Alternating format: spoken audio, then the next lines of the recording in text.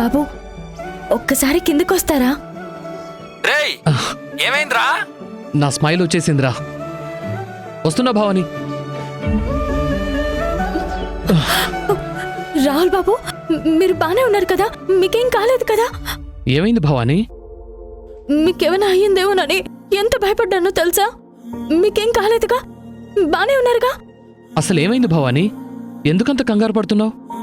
కళ్ళల్లో ఆ నీళ్ళేంటి? అది అమ్మవారికి అభిషేకం చేసి దండం పెట్టుకుంటూ మిమ్మల్ని తలుచుకున్నాను. వెంటనే అమ్మవారి ముందున్న దీపం ఆరిపోయింది బాబు. అది చూసి నాకు గుండాగినంత పని అయింది బాబు. అందుకే వెంటనే మిమ్మల్ని చూడాలని వచ్చేశాను.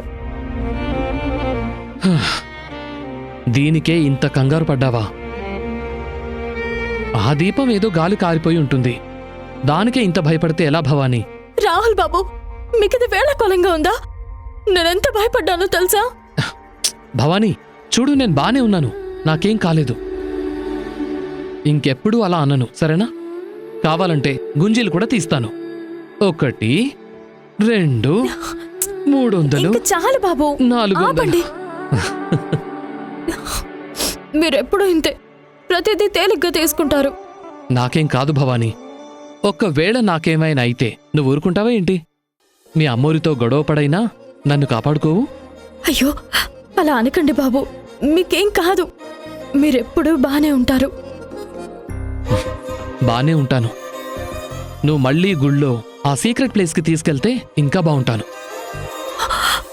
అమ్మో నా వల్ల కాదు రాహుల్ బాబు. రాత్రి వెళ్ళినందుకే నాకు నిద్ర కూడా సరిగా పట్టలేదు. రాహుల్ బాబు, రాత్రి అంటే గుర్తొచ్చింది. మనం రాత్రి గుళ్ళో నుంచి బయటకొచ్చేటప్పుడు కంగారులో తలుపులు కూడా వేయలేదు కదా? అవును, మర్చిపోయాం. కానీ అమ్మోరు రాత్రి 7 గంటల 30 నిమిషాలకు మీ ఈటీవీలో.